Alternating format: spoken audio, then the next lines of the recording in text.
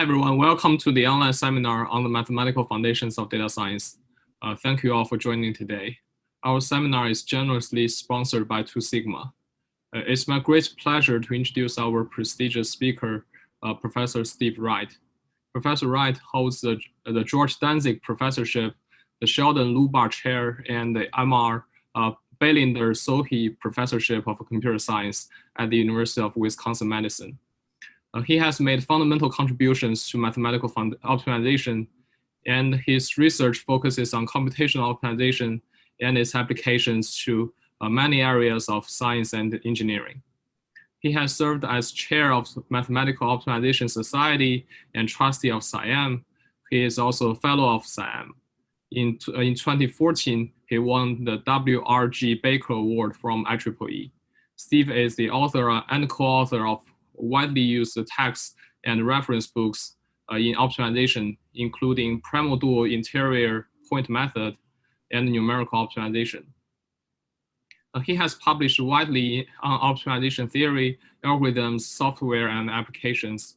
Steve is current editor-in-chief of the SIAM Journal on Optimization and previously served variously as editor-in-chief or associate editor on mathematical programming, both Series A and Series B, and SIAM Review, SIAM Journal on Scientific Computing, and several other journals and book series. The title of his talk today is The Role of Complexity Bounds in Optimization. And please join me in welcoming him. Thank you, Joran, and thank you so much for the invitation, and thanks to everyone for coming. I guess my bio is a little bit old because I'm not the editor-in-chief of SIAM Optimization anymore. That's Yongxi Peng. But so, yeah. Okay, so I want to talk about the role of complexity bounds in continuous optimization mostly. I'll give a little bit of, and basically I want to talk about the relationship between the practical performance of algorithms and the theoretical complexity bounds that people prove about them. So I'll give a little bit of an introduction. I'm going to talk mostly about 2 areas. One is linear programming, and the other one is unconstrained optimization of nonlinear functions. I'll give some historical perspective, and then talk about the influence of machine learning, which is something that many of you are interested in on work in this area, and recent work on non-convex nonlinear optimization. So this is my own perspective. Other people may have slightly different viewpoints, but I did give this talk yesterday to an audience that included Nemirovsky and Nesterov, and they both seem to agree with what I had to say. So I think that's probably a good sign. Okay, so these are the 2 classes of problems that I want to talk about. First one is linear programming, and just a fixed notation here. We're just minimizing a linear function subject to equality constraints and bounds. This is one of the standard formulations of linear programming. The other one I want to think about is just minimizing a function f of x, which is smooth. And I might, at various points, I might talk about convex functions, which satisfy this property, that is all the tangent hyperplanes are supporting hyperplanes. Strongly convex functions where you add on a quadratic and you still have a supporting quadratic, where the sigma is a modulus of complexity. When I talk about non-convex functions, I'll typically assume that they're bounded below. And mostly we'll assume, at least in that part of the talk, that the gradients are Lipschitz continuous, and sometimes we'll assume more than that. Now, so let me first talk about what it means to have approximate solutions for these 2 classes of problems that I'm talking about, linear programming and unconstrained minimization. In linear programming, you can write down the so-called KKT, Kruskun-Tucker conditions, which are a set of necessary and sufficient conditions for X to be a solution. And they are that there exist vectors lambda and S, which are variables in the dual problem, such that you've got these 2 linear equalities satisfied. This is just the feasibility condition for the original problem. This is the feasibility condition for the dual. And then you have this complementarity condition that says that X and S have to be orthogonal to each other. So another way to, and you've also got this non-negativity condition. So when you put these 2 things together, you can sort of write them alternatively as saying that xi times si is 0 for I equals 1 up to n, and also x and s are both non-negative as well.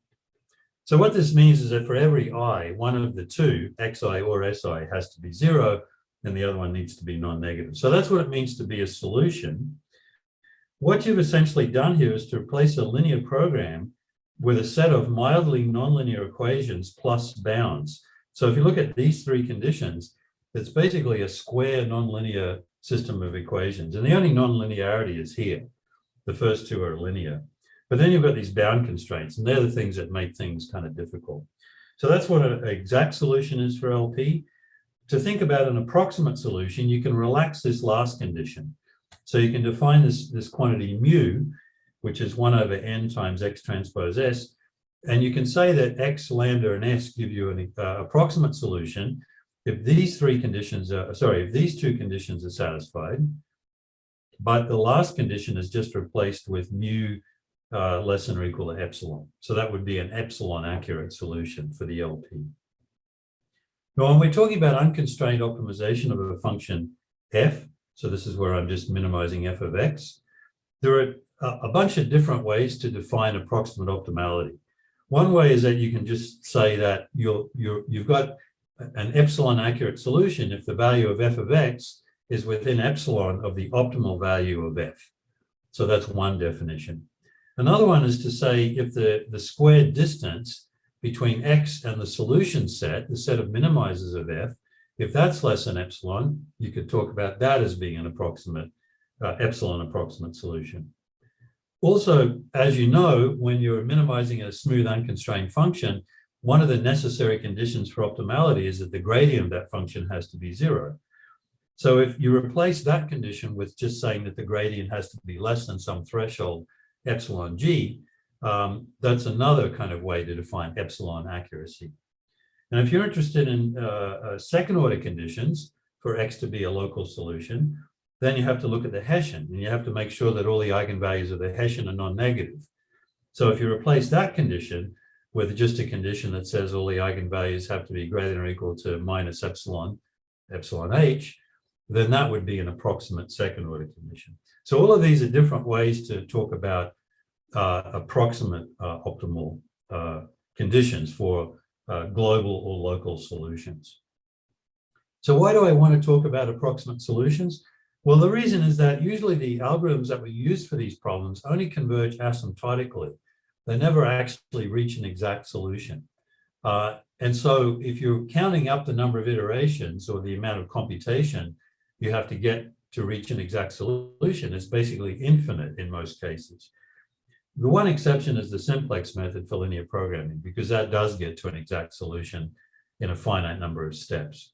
But all the other, interior point methods for linear programming and all the algorithms we use for unconstrained optimization, they only converge asymptotically. So if we want to get reasonable complexity bounds, we have to be talking about epsilon accurate solutions, because then we've got a chance of achieving epsilon accuracy in a finite number of iterations. And so we can talk about how many iterations or how much computation do we need to get to an epsilon accurate solution as a function of epsilon. And typically we get bounds that may be a polynomial in 1 over epsilon, or maybe just involve the log of epsilon, which is obviously much better. So that's why we're interested in epsilon accurate solutions. So when we're talking about the convergence rates of and complexity bounds for different algorithms, there's sort of two ways of talking about them. And many of you are probably familiar with these. First, you can talk about, you need this quantity tau k, and tau k is the quantity that you've chosen to reduce below epsilon. So taking the examples that I had on the previous slides, tau k could be the norm of the gradient. It could be the gap between the iterate xk and the optimal value of f, or it could be a distance, whatever tau k is. Our aim is to reduce this below epsilon. So we could talk about how does tau k vary as a function of k. So for some algorithms, we might have that tau k is less than a over k. For other algorithms, it might be less than a over k squared. If you've got linear convergence, it might be that tau k decreases by a factor of at least 1 minus phi on every iteration, these are different sort of rates of convergence. So that's one way of talking about convergence rates. But you can just do a little bit of algebraic manipulation and instead ask the question, how big does k need to be to reduce tau k below epsilon? So we just need to take these expressions and do some algebra, and we end up with an expression which is a lower bound on k. So for each of these 5 rates, we can sort of get estimates of the complexity, the iteration complexity, in terms of epsilon. By the time you've got quadratic convergence here, you basically get that k only depends on log epsilon, which is, of course is basically a constant. Log epsilon is never bigger than 5 for any choice of epsilon, roughly speaking. Okay, so let me just say a few words about linear programming. This has a lot of sort of historical resonance, but I'll just talk about, in particular, about interior point methods. So when we're talking about complexity of linear programming, a useful model to count up the amount of computation we need is this real number model that was formalized by Bloom, Shubin, Smale in 1989. And it's a very simple model. It just says that all of the data that defines a linear program, matrix A, the vectors B and C, they're all real numbers and they just require 1 unit of storage. And secondly, they say that whenever you do an arithmetic operation, plus, minus, multiply, divide, negation, or whatever, this requires 1 unit of computation. So it's a very elementary model, but it's appealing because it's quite close to what we do on real computers. Of course, on real computers, we have floating point arithmetic and so on, and we can only store floating point numbers, but still, this is a pretty good approximation. The traditional model for counting up complexity of linear programming was bit complexity. And that assumes that all the data are integers or rational numbers. And it's motivated more by the Turing machine model. So it's quite remote from actual computation. So what we find for modern interior point methods, if we use this real number model of complexity to achieve an epsilon accurate solution to the LP, interior point methods tend to take between n to the 3.5 log epsilon and order n to the 5 log epsilon number of operations according to this real number model. And I'll say a little bit more about that on the next few slides. So, of course, the traditional method for linear programming was the simplex method invented by Danzig in the 1940s. And this was kind of the birth of modern optimization. And this method is still used today. It's still the workhorse method for many LPs. And it was very effective in practice right from the start. And typically the number of iterations it required was a small multiple of the dimension of the problem, maybe 3 times the dimension of the problem, something like that. But people were trying to prove that. They sort of asked the question, can you actually show that for any LP, it's not going to take more than a polynomial number of iterations in the dimension of the problem? And no one could prove that. And in fact, in 1972, Klee and Minty came up with this famous example where they showed that in the worst case, you actually required exponentially many iterations in the size of the problem. So in fact, it's not possible to find a polynomial variant. So people tried to, this sort of opened up this huge gap between the theory and the practice.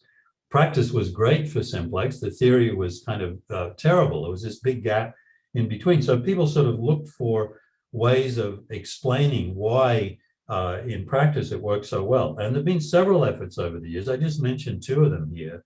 One was some work by Borgward in the 1970s, the so-called average case analysis. He wrote a number of papers and a book about this. And he basically said, let's assume that A, B, and C, the data for the LP is drawn from some distribution.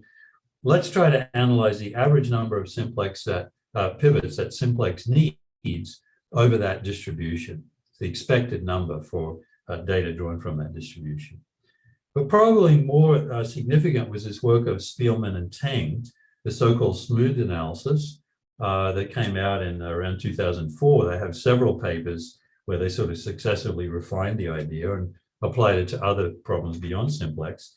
And the basic story here is that, yes, there are these bad cases like the Klee-Minty example, but if you take any LP, any choice of A, B, and C, and make a small random perturbation to the data, with very high probability, you get a problem where the simplex method takes only a polynomial number of iterations. And there's also a relationship to the standard deviation of the perturbation that you applied. So the story here is that it's essentially that the bad examples are very, very rare. They basically form a set of measure almost zero in the set of all possible LPs. So by forming a small random perturbation, almost certainly you get a nice problem. So that was a very powerful idea. And it sort of helps to close the gap, or largely closes the gap between the theory and the practice for simplex. Now, what about doing LP in polynomial time? Of course, people really were interested right from the start that in methods that you could prove to be polynomial. And the first real breakthrough was provided by Kachyang in 1979. He came up with this ellipsoid method. Very soon, people tried to implement it, but it really wasn't possible to implement it in a practical way. So it was a great theoretical breakthrough, but not so much impact on practice. Probably something that had much more impact on practice was Karmakar's method in 1984. So when he announced this, it was covered in Time magazine and New York Times and everything. He made claims that not only was it polynomial, but also he got good practical results with this method. Now, these were never really borne out. People tried to replicate these good practical results and couldn't really do it. It wasn't bad, but it wasn't really competitive with simplex. But it did start this incredible burst of research starting in the mid-80s, going through maybe the mid-90s. And people ended up developing methods that really were competitive with simplex and came out with a lot of software and so on. And the methods that turned out to be most competitive were these primal dual methods. And they're exactly methods that work with those KKT conditions that I showed a few slides ago. They basically take that constrained system of equations and apply Newton-type methods to that. They also do this continuation. That's another important aspect of the problem. So these primal dual methods, they sort of try picking mu, and they try to find an X and S that satisfy all of the conditions that I showed you earlier, but also Xi, Si approximately mu for all I. So they do that for some mu, and then they decrease mu a little bit, and then apply Newton steps for the modified system. So they basically do Newton steps and gradually decrease the mu to zero. That's the approach that they all use. And they maintain strict positivity of X and S. So that's why it's called an interior point method. So the classical theory was developed between, I'd say, about 1988, 1994. And the complexities of these methods were, this was a number of iterations that they typically take between order n to the 1/2 log epsilon and n squared log epsilon. In fact, in practice, it seems to be pretty much independent of n. So there's still a gap between the theory and the practice, even for primal dual interior point methods. Worse than that, the worst case complexities, these methods in practice, the ones that take order n to the 1/2, in practice are actually worse than the ones that take order n squared. So the practical methods are like infeasible interior point, long step path following type methods. And they take order n squared, theoretically, in practice independent of n. Whereas the best methods in this classical collection are ones like predictor corrector and short step path following. They take order n to the 1/2, but they're slower in practice. Not much slower, maybe 2 or 3 or 4 times slower, but still there's almost an inverse relationship between the power of n and the number of iterations. So it's a sort of a mild discrepancy. Now, people have recently been working on this, mostly people in theoretical computer science that are interested in optimization. I mentioned some names here, and they've continued to sort of refine this primal dual framework and come up with more sophisticated methods where the dependence on n is a little bit smaller. And I stole a slide here from a talk of Yin-Tat Li that he gave last September. And his goal basically is to show that the complexity of LP is no worse than the complexity of matrix multiplication. So as many of you know, to multiply two n by n matrices is typically an order n cubed operation. But starting in 1969, people started to develop methods that could actually do matrix multiplication in less than order n cubed. And refinements continue to happen in this space. It's getting down to about n to the 2.37 or something. I saw a talk announced at the Simons Institute coming up soon, where they've got it down to n point, I wrote it down somewhere, n to the 2.3728 or something like that. But meanwhile, these collaborators in theoretical computer science are getting it down pretty close to the complexity of matrix multiplication. And they can actually show linear time for special kinds of matrices A. So matrices that come from tree type structures. They're able to get down to just order n complexity altogether. That's not number of iterations, that's total complexity. So work continues to go on in this area. These new methods, by the way, are not really practical. They have large constants appearing in the order expression. So they're not really competitive with the ones from the early 90s. But still, there's a lot of theoretical interest in continuing to refine complexities in that area. Okay, so that's it for LP. So let me spend some time talking about nonlinear optimization, just minimizing f of x. So because the f of x that we're dealing with in nonlinear problems is such a large variety of functions we could be minimizing, we can't really just count up the arithmetic anymore. What we need to do instead is come up with a measure of complexity that's more closely tied to f of x. And the model that's become probably most widely used is this oracle model that goes back to this book of Nemirovsky and Newton that was published in English in 1983.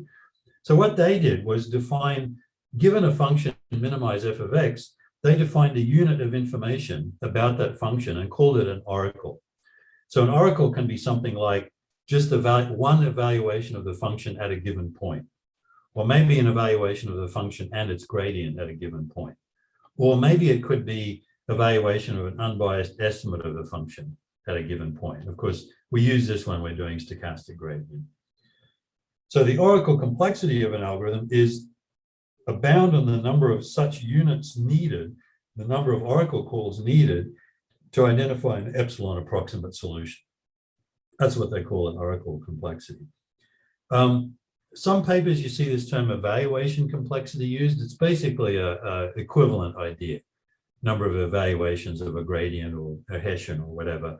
Basically, you can sort of map that to oracle complexity, sort of the same idea. Some papers you see that they talk more about iteration complexity, and when they're analyzing a specific algorithm, this is a number of iterations that you need to get to an epsilon accurate solution. This is a little bit different from oracle complexity because the iteration complexity, it could be that each iteration requires a solution of a non-trivial subproblem. For example, you might need to find the minimum of a cubic polynomial, something like that. And there's no real bound on how people have worked on bounding that, but it's not obvious how much effort computation that requires. So iteration complexity is a little bit less appealing measure of complexity, I would say, than the oracle model. Also, there's this other point that I want to make for nonlinear optimization methods. Very often there are 2 or 3 nested levels of iteration. And if you want to talk about iteration complexity, you have to talk about which level of iteration you're describing there. And I want to point out too that for some of the functions that we consider in machine learning, the cost of the linear algebra might be not insignificant because we might be dealing with very large matrices, very long vectors and so on. So you need to account for that as well. But typically the linear algebra cost is bounded in terms of the number of oracles. So still oracle complexity is still a useful measure even in that setting. So a little bit, most of what I'm going to talk about is on upper bounds, that is finding, the upper bound on the number of oracle calls you need to get an epsilon accurate solution. But I just want to point out that there's also significant work on finding lower bounds. So what are lower bounds? To talk about lower bounds, you need to talk about a class of algorithms and a class of problems. And a lower bound example is sort of a worst case example. Within that problem class, find a worst case example for which every algorithm in the algorithm class is going to require at least n oracle calls to find an epsilon accurate solution. So let me just make that concrete quickly with a specific example. One very famous example is due to, it was in Nesterov's actually 2004 book. So this is an example where you're minimizing f, convex function f. The problem class is a set of all all functions with L-Lipschitz continuous gradients. And the algorithm class is a set of all algorithms that make use of gradient information. So for example, you could say, let's consider all algorithms where the kth iteration lies in the span of all the gradients that you've encountered so far, starting at the first iteration, the second, and so on.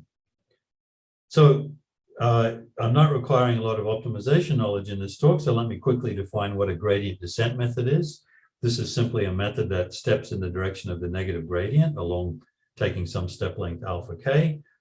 Momentum methods are methods that not only take a component of the step in the negative gradient, but they also keep going in the direction that you just came from. So they also have a component of the step that keeps going in the direction of the previous step. Nesterov's accelerated gradient is sort of like that, but it sort of does this extrapolation before it evaluates the gradient. So it extrapolates in the direction of the previous step, evaluates the gradient at that point, then takes a step in the negative gradient as well as the extrapolated step as well. So it's a variation on the heavy ball type approach. Conjugate gradient is another method in this class, by the way. Conjugate gradient steps have this form.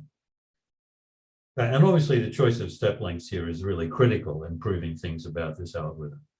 So Nesterov came up with this example. It was in his book in 2004, probably predates that. But here is a very elementary quadratic problem with a tridiagonal Hessian, a linear term where the coefficient vector is a vector with a 1 in the first position and 0s everywhere else. The solution to this problem is dense. All the elements of x star are non-zero. So basically it's a completely full vector. But what you can show is that if you implement a method that from the class that I just described, where the iterate xk has to lie in the span of all the gradients that you've seen so far, what happens is that the iterates only gradually fill out. The iterate xk only has non-zeros in its first k components. And what that means is that there's a lower bound on how close xk can be to this dense vector x star. So you can actually find a lower bound on xk minus x star squared. You can also find a lower bound on f of xk minus the optimal value of f. Now you can only do this for the first n/2 iterations. So this argument isn't sort of fully satisfying because it only works for the first n/2 iterations. It also assumes quite a powerful algorithm. It assumes that your algorithm can potentially find the optimal combination of gradients. But it turns out that the conjugate gradient method applied to a quadratic actually does this. So there is an algorithm which is able to find the best point in the span of all the gradients. And the other sort of complaint that people make about this example is that it depends very much on a sparsity argument, that the iterates gradually fill in.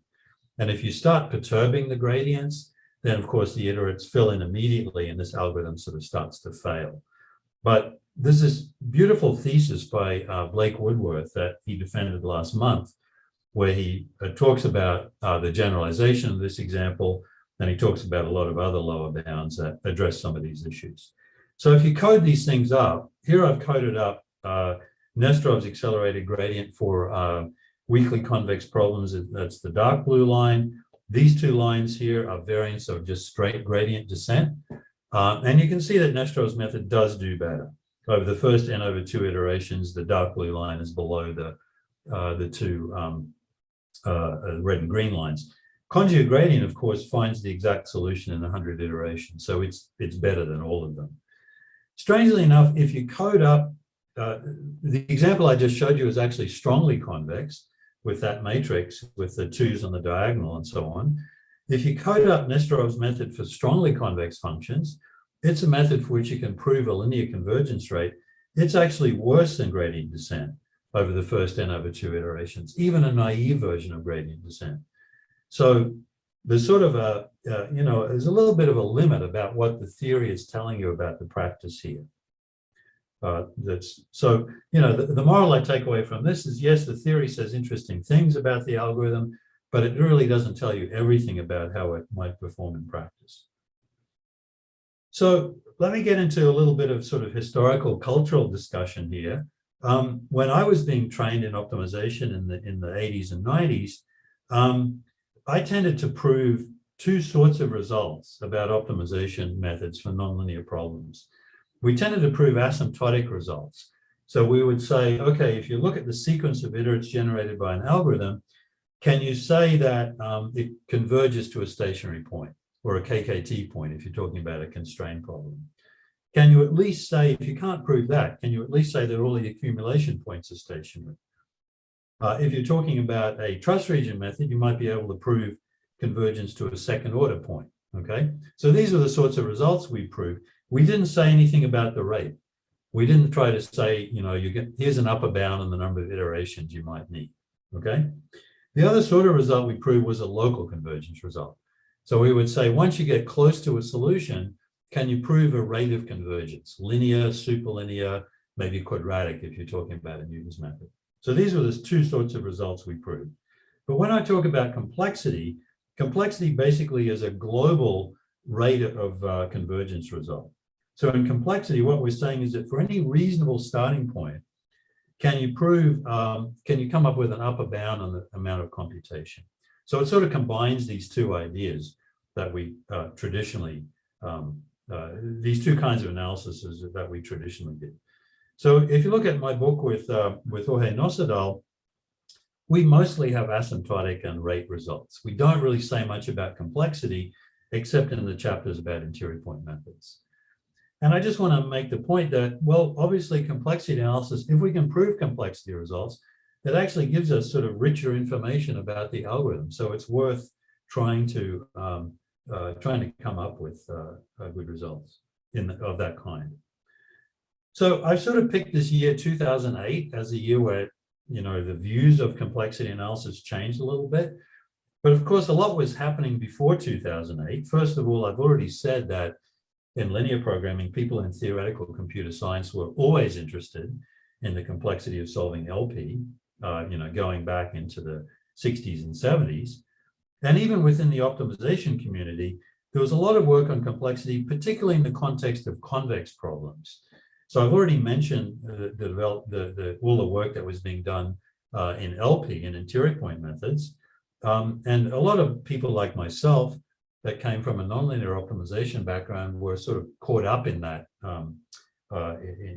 sort of line of work. So we were interested in complexity then in the context of LP. I've already mentioned this book by Nemirovsky and Yudin, which mostly or almost exclusively addresses convex nonlinear functions, and that was a founding document really of this idea of complexity of nonlinear optimization methods. And then there was this famous book of Nesterov and Nemirovsky from 1994, which was extremely influential in sort of promoting a complexity viewpoint on nonlinear convex optimization. And that was, again, a product of the interior point revolution and brought in a lot of the ideas from this Nemirovsky-Yudin book. And the famous Boyd Vandenberg book on convex optimization really sort of adopts this perspective. In the chapters where they talk about algorithms, they really adopt this complexity perspective quite heavily. So then Nesterov came out with a book in 2004, published by Kluver, and I think the manuscript was ready well before that. I remember seeing the manuscript in 2000 or so. And it largely is about complexity issues for nonlinear convex optimization. And I've sort of looked at Google Scholar last week when I was writing this talk, and you can see that the number of citations of this book started out pretty modest, but then sort of around 2010, 2011, it really started to explode. And now it's become very much a standard reference. So this sort of points to the growth of interest in the use of complexity analysis of nonlinear optimization methods. And if you look at the preface that Nesterov wrote in this book, the reason that he gives for writing the book, he credits this growth of interest to Karmakar. And the reason that he gives is that Karmakar's original claims that complexity analysis was related to good computation was really something that caused a revolution in how people thought about complexity. He said, he sort of suggests that before that time, people didn't view complexity of nonlinear optimization as being very closely related to practical performance. But once Kamakawa made that claim, it sort of dramatically, as he says, dramatically changed the style and direction of research because of this conjunction of these two very important considerations. So Nesterov said that in 2004, and once again, he was being very prescient because that conjunction became much, much more important in the years after that. So he sort of anticipated that development. So I've chosen 2008 as a year where things kind of changed, and I can sort of point to a few things that happened around that time that I think did cause a real upsurge in interest in complexity analysis and nonlinear optimization. One of them that I think is very important is this interaction between machine learning and optimization really started to take off around 2008. And there are a few things that happened then that I can point to.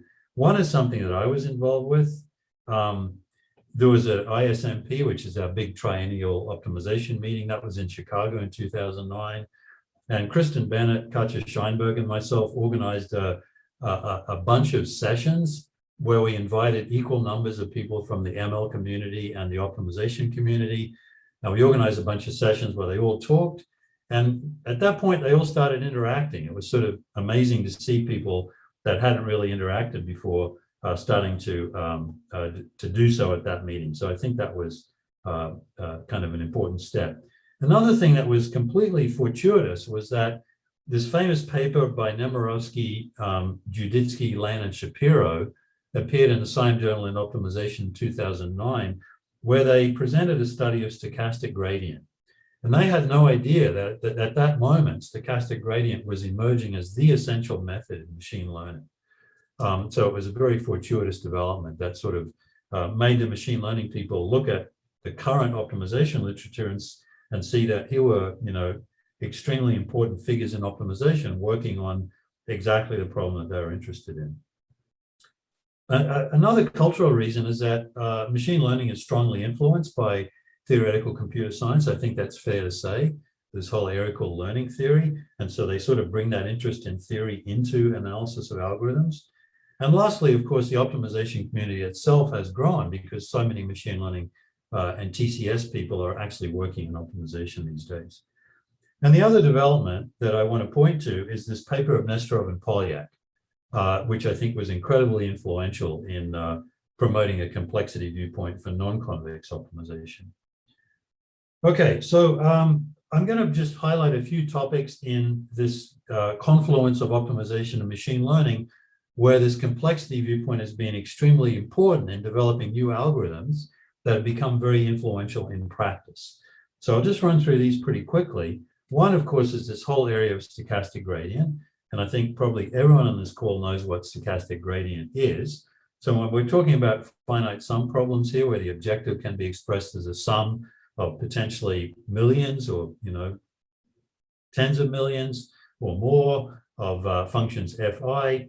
In stochastic gradient, the most basic stochastic gradient, what you do is just sample one of these i's at random and use the gradient of that function as a proxy for the gradient of the full function and take a step in that direction. So the convergence, the complexity theory of variance of this method was pretty well known, and it's summarized in this paper that I mentioned here. But then, of course, people started to sort of devise these methods that had better complexity, better dependence on the dimension, maybe globally linear rates. And these are essentially hybrids of full gradient descent and SGD. I think it's fair to say both of these. And they, they can prove linear convergence rates with nice dependence on the dimension, both the number of functions in the sum and the dimension of the vector x. These were mostly for the convex case. And then in recent years, though, people like George Lan have been proving results for non-convex problems. And of course, that's extremely important because when you're doing neural network training, you're minimizing non-convex functions.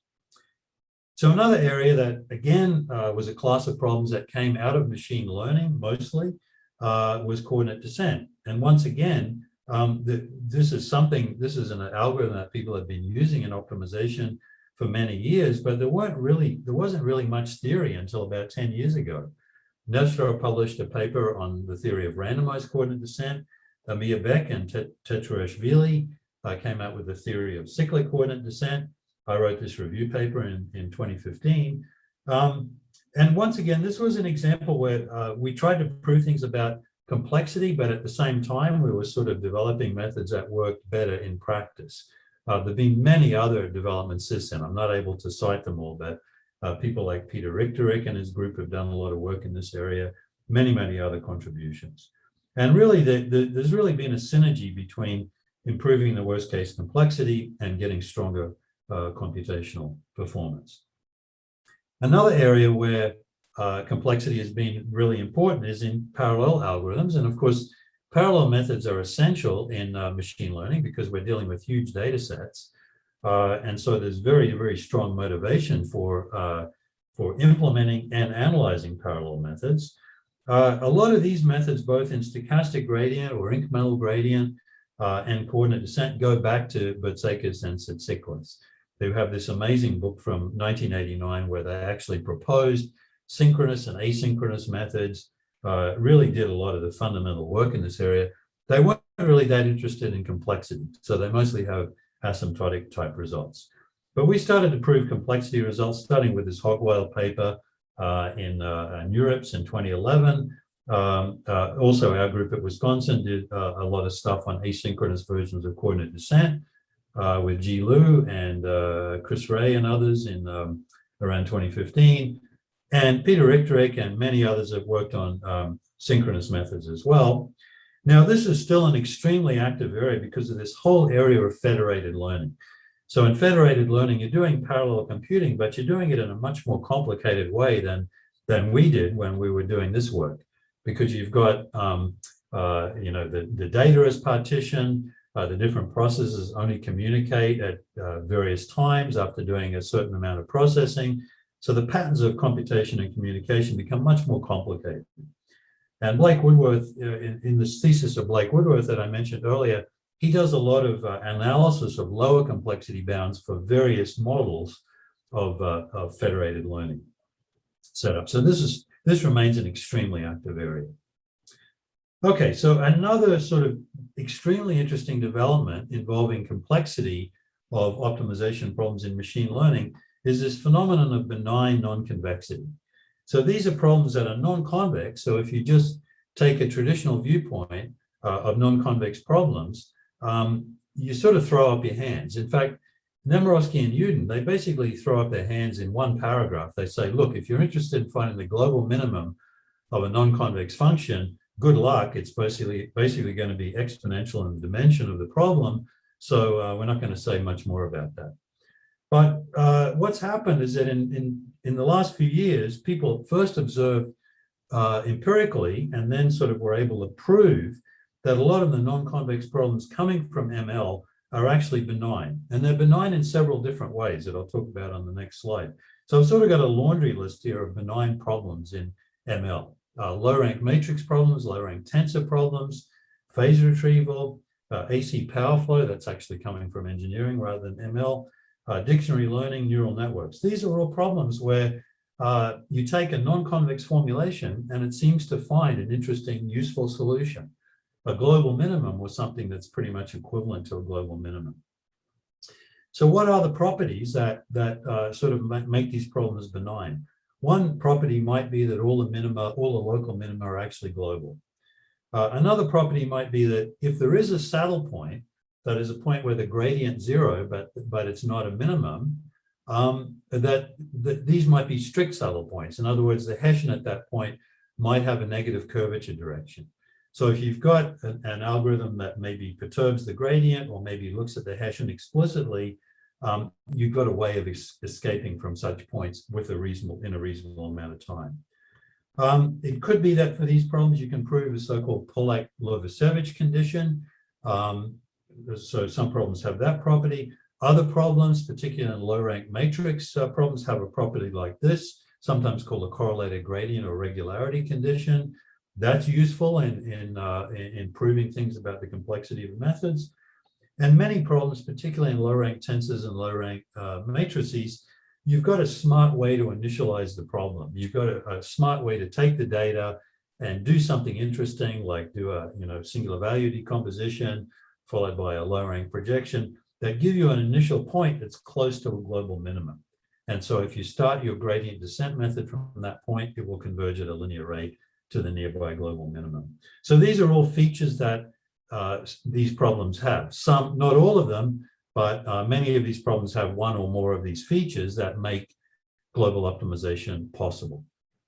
So this is not, by the way, I'm not talking about convex relaxation here. I'm not talking about taking these problems and doing a nuclear norm regularization and getting a convex problem. I'm talking about actually taking a nonlinear, non-convex, I should have written here, a nonlinear, non-convex formulation and solving that directly. And you will get to a useful solution. So I've got an example here of low-rank matrix sensing. This comes from this paper of Chi et al. Very nice review paper of low-rank matrix problems. I don't really have time to go through it, so I'll just kind of skip over it. This is a problem where you're dealing with a low-rank matrix. You're taking random linear observations of that matrix, or they may not be random, but they have to satisfy a restricted isometry property. And you're able to show that if you do an explicit Bureau-Montero parameterization of X as the outer product of a skinny matrix with itself, this is a non-convex formulation, but you're able to show that you can do a clever initialization that gets you close to a global minimum. You're able to show that all the local minima are global.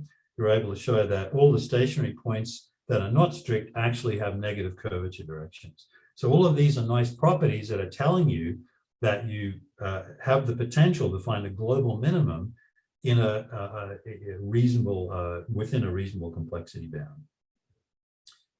So the last one that I want to talk about in this OptML setting is this phenomenon of benign non-convexity in neural nets. And of course, this is an incredibly active area of research right now. And the observation that's been made here is that if you take a modern over-parameterized neural net, you can run a standard gradient-based method like stochastic gradient, some variant of batch stochastic gradient, on the non-convex, non-smooth finite loss problem. And if you run it long enough, which sometimes might be a really long time, you'll find a zero loss solution. That is, you'll exactly fit the training data. But that in itself is kind of surprising. But just as surprising is the fact that this solution doesn't seem to overfit. It's the solutions that you find this way, even the zero loss solutions, still tend to generalize well. That is, if you present it with another example that's in the same distribution of the training data, it will do a good job at predicting the correct label. So this is the implicit regularization property. So this is currently engaging the minds of some of the top people in in theoretical, in machine learning, in theoretical computer science, even in PDEs. They're sort of taking different approaches to this problem. Weinan and his PDE approaches involving statistics, approaches involving optimization that Misha Belkin is using. These are very recent papers. Bartlett, Montanari, and Sasha Rocklin have one. There's a paper by Chizat and Bach going back a few years, which uses a PDE approach. A variety of different approaches, but they're all trying to explain this phenomena. There is no complete theory yet because various sort of special cases have been analyzed. There isn't a complete theory, but this remains an extremely active area and a really fascinating area because it's, it's really closely related to what's happening in ML. All right, I'm getting a little short on time, so I'll start to go over these things pretty quickly, but I did want to talk about one of the other big developments in complexity since 2006, due to this paper of Nesterov and Polyak. So many of us in optimization, including myself, got interested in this question of can you prove upper bounds and complexity of finding, say, approximate second order points for non-convex problems. In other words, find a point X where the gradient is small and the Hessian is almost positive semi-definite. So the idea of Nesterov and Polyak was they said, sure, if you've got a problem with the Lipschitz continuous Hessian, what you can do is just take the second order Taylor series expansion and add on this cubic term, and what you'll get is an upper bound on f. So at any point xk, if we use the m, which is the Lipschitz constant for the Hessian, this gives us an upper bound on f. So if we can generate a step, pk, by just minimizing this cubic and take that step, we can actually get a method where the number of iterations that we need to find a second order point, approximate second order point, is bounded by order epsilon to the minus 3/2, provided there's this relationship between epsilon h and epsilon g. So strangely enough, Andreas Grievant came up with this approach back in 1981, 25 years earlier. Andreas had no interest in complexity. He just wanted a method that worked better than trust regions in practice and better than line search. So he came up with this approach, did a bunch of experiments. The paper never appeared, got pretty good reviews, but he never bothered to revise it. And but here's an example of sort of a confluence of complexity theory with the desire for good practical results, leading to basically the same algorithm. So in the years since then, particularly in the last 5 years or so, a bunch of us have worked on other algorithms for tackling the same problem, finding approximate second order points using a variety of approaches. Local convexification, the work of Chi Jin, Michael Jordan, and so on gradient descent methods that do perturbations to avoid saddle points, trust region approaches, line search approaches. We all get methods that have similar worst case iteration complexity to Nesterov-Polyak. We try to drill a little bit deeper than that and actually get oracle complexity bounds. And typically we get results like order epsilon to the minus 7/4 if we count up the number of gradients or Hessian vector products we need. So I won't go into any more details about that. I will say that these bounds are sort of pessimistic. If you want to get epsilon being 10 to the minus 3, you're talking about taking potentially 1 million iterations here. And so these are sort of pessimistic. There have been some, and I've got an explanation of why that is here, but I won't go over it. You can do stronger analysis. So Frank Curtis and Daniel Robinson have this paper where they say, look, we're assuming very weak things about how much reduction we can get at each iteration. If instead we make better use of knowledge about the function, we can get much stronger bounds. My student Mike O'Neill have a paper on applying this to low rank matrix optimization problems specifically that have that correlated gradient condition. And we can essentially, by taking advantage of the strict saddle property without using any knowledge of problem specific parameters, we can get an order log epsilon bound rather than the epsilon minus 3/2 bound. So we can get a vast increase in the complexity. So I'm down to the last few minutes. I just want to say that there are many areas of optimization where much work needs to be done in closing the gap between the worst case theory and the practice. So in Newton and quasi-Newton methods, actually Nesterov just gave a talk at this conference I was at yesterday, where he does have a global theory for Newton's method for self-concordant functions. And I think other people have results like that from the last few years. But apart from self-concordant functions, you can't say too much about the global convergence of Newton's method, even though Newton methods work well in practice. And same for quasi-Newton. I think even more surprising is that there's very little theory for limited memory quasi-Newton methods. This method, due mostly to a 1980 paper of Noss et al.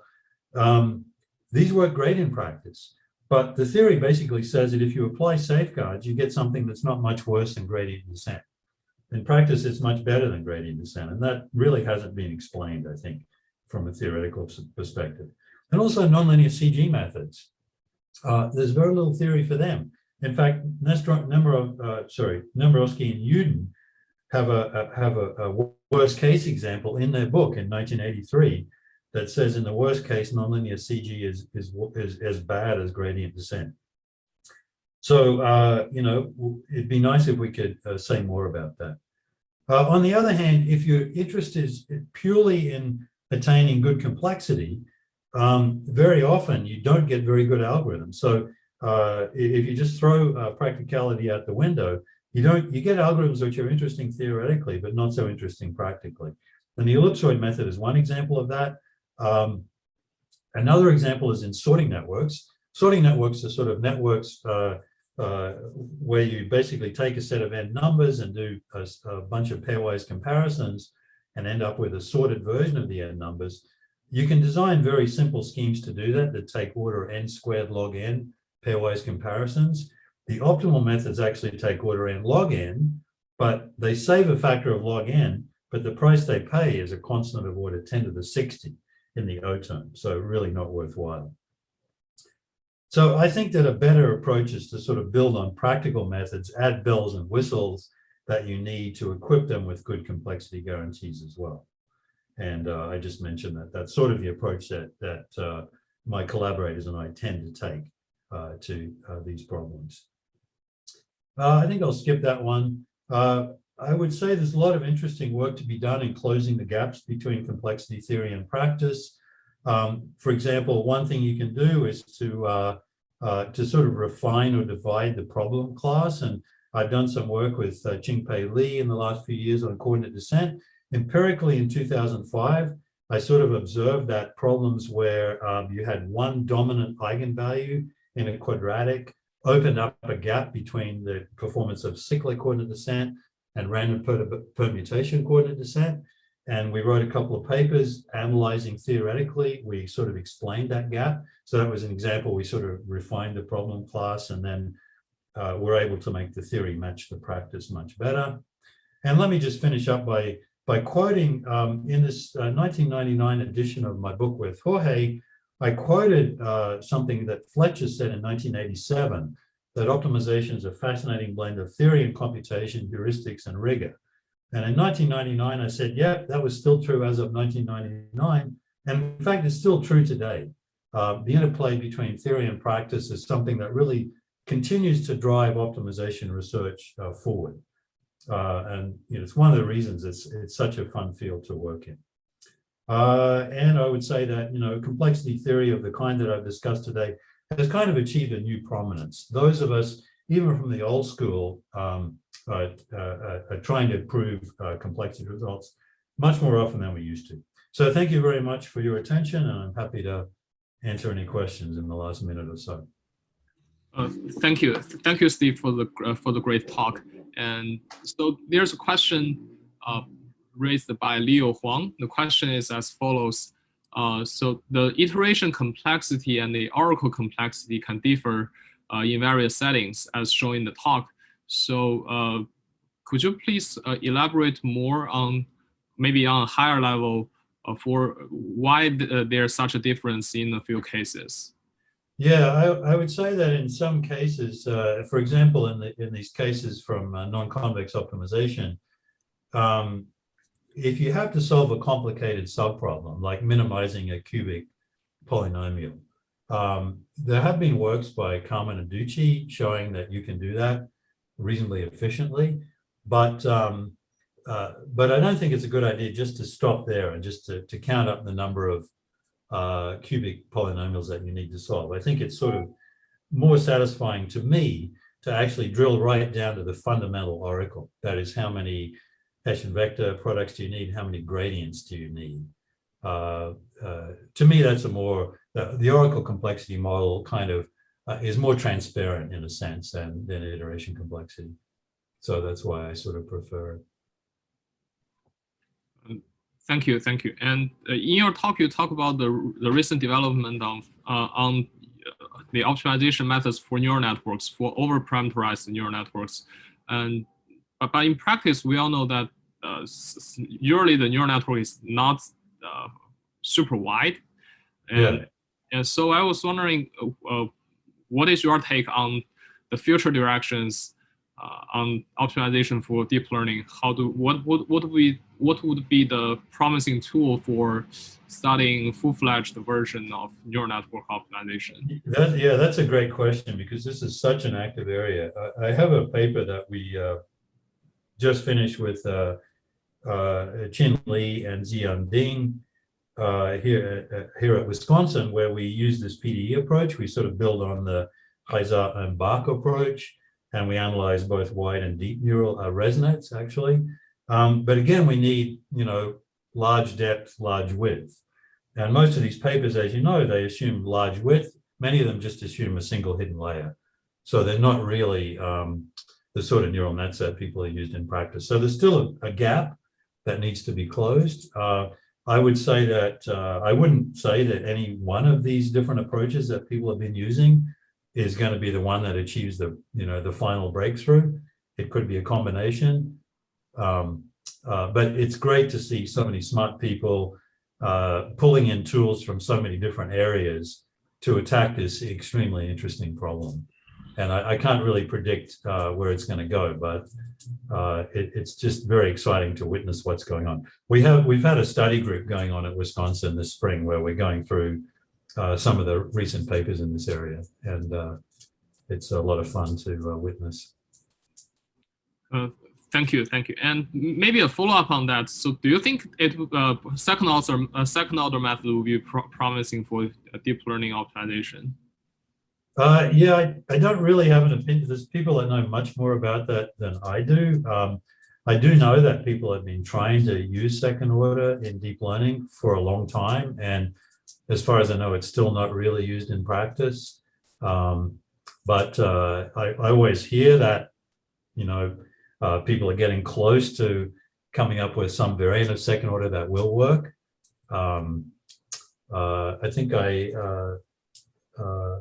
Zaiwen Wen gave a talk about that in a Chinese seminar series last year. So I think he's got some interesting things to say. So it could be that it's coming close, but I'm not at all an expert in that area. So I have to defer to people that know more about that. Thank you. And also, it seems you have also done a lot of works on variational inequalities and which takes minimax optimization as an example. So I was wondering whether what would be the parallel research to non-convex optimization in single function. What would be the for the well, of course, variation inequalities are related to constrained optimization, because if you write down KKT conditions, you get a variational inequality. They're also related to bi-level optimization. I haven't worked much in that for some years. I did a bunch of work in the 90s on monotone variational inequalities, where we sort of had interior point methods. And then I did some work, I guess around 15 years ago, on degenerate variational inequalities, where we prove things about Newton type methods. So it's a good question. It's something that people who are interested in, particularly in, for example, complexity issues for constrained optimization, variational inequalities is a slightly more general framework that you could use instead. I know when we were doing interior point stuff in the 90s, a lot of us preferred to work with linear complementarity problems rather than linear programming, because LCP was a more general class of problems that included linear programming and convex quadratic programming. So whatever we could prove about LCP applied automatically to those other two classes of problems. So it could be that working with variational inequalities it's kind of a good setting, because it generalizes those bi-level optimization, constrained optimization. So yeah, that's a good observation. That might be a good approach to take going forward. Thank you. And maybe the last question is from Shuhan. And so the question is, could you please say something about the oracle complexity in constrained optimization? For example, the number of queries of the functions that define the constraint. Yeah, I can't say much about that, because the constraint optimization problems that we worked with, this is work with Yue Shi, are equality constrained and bound constrained. So in the equality constraint, oracle basically is, it involves evaluating constraints and their gradients and function and their gradients. So for a specific point X, we sort of count up the number of queries to evaluating the function and constraint values and the gradients of the objective function and constraints. So we sort of put them in the same bucket. The oracle there is just constraints and objective functions are treated in kind of the same way in terms of the oracle count. Thank you. And so these are all the questions. And I see there's an audience raising hand. So Ethan, should we let the audience? Okay, they canceled that. So that's all the questions. Thank you so much for your time. Great. It's our great pleasure. Okay, thank you so much for the invitation. I really enjoyed it. Yeah, thank you. Yeah, Okay. thank you so much. Yeah. Have a good day, everyone. You too. Bye. Bye-bye. Bye.